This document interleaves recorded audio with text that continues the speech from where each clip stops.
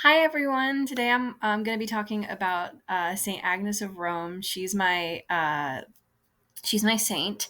And yeah, we're just going to get right into it because I have a lot to say. Fun fact: she's actually my confirmation saint. So I've known a lot about her for a while, and she's kind of like a super big role model of mine. So yeah, I've known about her since sixth grade. So yeah, this is just kind of generally what we're going to be talking about. So my thesis is going to be first, and then I'm going to talk about like her general life and death. Then we're going to talk about Saint Ambrose, because Saint Ambrose wrote some things about her on a treaty concerning virginity. And then I listened to a bunch of homilies from priests on Saint Agnes because I wanted to like see how how they would relate it to God. Because like with my thesis, I was like, yeah, I think this is right, but I wanted to hear in general what the priest had to say to the clergy. So I definitely have some very useful information from that on relating to Saint Agnes. So yeah. So my thesis is that the pleasures of this world are fleeting compared to the priceless value of our baptismal grace. Um, and this is something that Saint Agnes embodied fully. That's the general statement of my thesis, that Saint Agnes fully embodied this one thesis statement. And that has to do with our class because of the sacramental worldview. Just a reminder, the sacramental worldview states that Christ is present in every aspect of our lives, and baptismal grace is that the gift God gave us when Jesus died for our original sin, and the promise that that after we die, we will meet Him and live with Him eternally in heaven. So how does Saint Agnes embody this exactly? Well, I will tell you. So this is Saint Agnes. I found a couple of really nice pictures of her. There's a lot of really pretty ones. And she was around in the early church. Was around from 291 to 304. Her life. She was born into a wealthy and noble family. That's the wrong word. That's supposed to be family, not phone. I'll fix that after the recording. So yeah, after she was born into a wealthy and noble family, she was a beautiful girl with many suitors, and refused and told the suitors that she was consecrated to Christ. She at 12 decided to espouse herself to Jesus. And anytime that suitor would come up to her, she would be like, "No, my actual husband's Jesus. I'm not going to be married to anyone." Obviously, in Rome, that wasn't really allowed at the time. Is This was under Emperor Diocletian, so the actual persecution of Christians was very high during the time. So I actually heard a priest say this, that there are many stories in Rome, the ones that actually happened and the ones that might as well have happened, because they're so beautiful. So I'm gonna give you some general. Oh, I'm sorry. Also, there's a little quote here from Ambrose, that are actual direct words of Saint Agnes, that it would be an injury to my spouse to look on anyone as likely to please me. He who chose me first for himself shall receive me. Why are you delaying, executioner? Let this body perish, which can be loved by eyes which I would not. And she said that on her way to die. Um, so yes, when she would refuse suitors, there was one suitor in particular that was pretty high and wealthy, and they wouldn't let her. He got really angry that she wouldn't marry him. So what she did was, she was put on trial in front of the emperor, and was forced. The way that they did it was she was tried and asked to worship pagan gods. I think it was the Vestal Virgin god. And when asked, she smiled and did the sign of the cross instead. Um, so she was put under punishment. She was stripped naked and paraded around the streets to mock her chastity. And in a miracle, her hair grew around her body, her hair on her head, so that people wouldn't be able to see her her naked body. And then she was put in a brothel and attempted to be sexually assaulted by multiple men. But any man attempting at assaulting her was struck blind.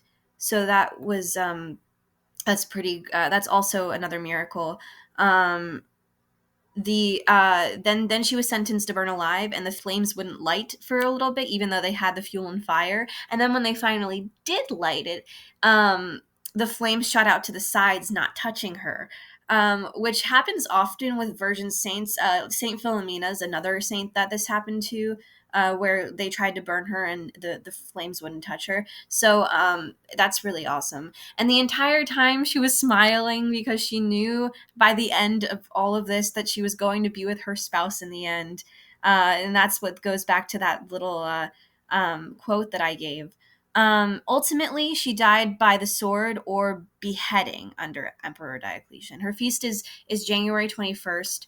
And on her feast day, actually, two lambs are brought to the Pope, and they're blessed, and then their wool is grown out all the way until Holy Thursday, which then it's sheared and made into palliums, which are white scarves or cloths that archbishops wear, and they symbolize authority. So that's another kind of interesting thing. I mean, that's not exactly what my thesis has to do about regarding our class, but I know we talk a lot about like the authority of the Pope, the authority of the archbishops, and that's just like a symbol of it. And I think it's really, really beautiful that Saint Agnes is intertwined with that. That she's so deeply invested and embedded um, in our church, because what she went through was so amazing. I really think that she's the strongness of such a child, a 12-year-old girl who knew exactly what she wanted, and in the face of death, even just smiled and was so happy to be with her true spouse, that Jesus Christ, is amazing. So yeah, I think that's really cool. I actually wanted to say a fun fact. There's another picture of Agnes. She is mentioned as one of the 7 female saints in one of the options of the Eucharistic prayer. So it's in Roman canon, like the Roman Catholic canon, Eucharistic consecration prayer. I have a little bit of it that actually shows. You can see that her name is underlined and highlighted, or bolded right there. But yes, so when the priest is consecrating the body and blood of Christ, he asks for the intercession of some of the saints. And you can see that along with like Felicity, Perpetua, Agatha, Lucy, Cecilia, and Anastasia is Agnes. Because she's such an important part of our church, because she's special, and she like embodies what it means to be a Catholic. So yeah, I thought that was pretty cool. Especially since, like, consecration, Eucharist at the center of our is at the center of the Catholic tradition. So I also wanted to say that she has 2 basilicas in Rome. One is St. Agnes in Piazza Navona, and one is St. Agnes outside of the walls. So there's two big chapels, basilicas. You look at Google Maps if you want. I did like a little Google search and like saw a bunch of pictures, and they're such pretty churches. Actually, one of them, I can't remember which, has her head as in it, because she was beheaded, and the other has her body. And another miracle I think that happened, or has said to have happened, is that her body didn't decompose very quickly. But yes, her head is in the catacombs of one of the basilicas, and her body is in the catacombs of the others. So you can go and visit her to be blessed in Rome. And next, I want to talk about Saint Ambrose on Saint Agnes. Oh God, it's almost in 10 minutes already. I'm gonna have to. It's okay. It's fine. So Saint Ambrose wrote a treaty on virginity. And I wanted to like read this little snippet of it. because I think it really brings together my thesis statement. It is the birthday of St. Agnes. Let men admire her. Let children take courage. Let the married be astounded. Let the unmarried take an example. But what can I say worthy of her, whose very name was not devoid of bright praise? In devotion beyond her age, in virtue above nature, she seems to me to have borne not so much as a human name as a token of martyrdom, whereby she showed what she was to be.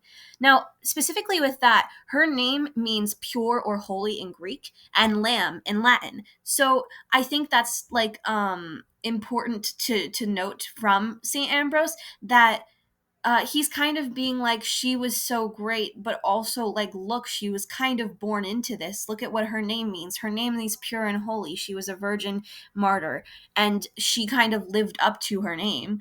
And the same with Lamb. She was sacrificed. I mean, obviously, she wasn't sacrificed for her sins like Jesus, but she sacrificed her life for her faith, like a lamb, which is why she's always seen holding a lamb in a palm as peace. Um, uh, so yeah, that's why I have a bunch of lambs everywhere, because she's always seen holding a lamb. Now to continue. Not yet a fit not yet a fit age for punishment, but already ripe for victory, difficult to contend with, but easy to be crowned. She filled the office of teaching valor while having the disadvantage of youth. She would not, as a bride, so hasten to the couch, as being a virgin, she joyfully went to the place of punishment with hurrying step, her head not adorned with plaited hair, but with Christ. All wept, she was alone was without a tear. All wondered that she was so readily prodigal of her life, which she had not yet enjoyed, and now gave up as though she had gone through it.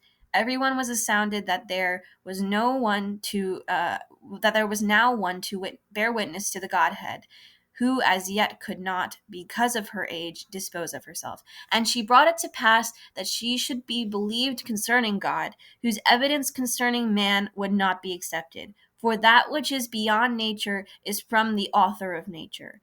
I think that Agnes fully embodies that this sacramental worldview that Ambrose is pointing out, specifically in what I underlined, that for that which is beyond nature is from the author of nature, because she knew that what was then before her was greater than anything that we could have in our own world. That the love of God is greater than any love of any man that she could have married on earth.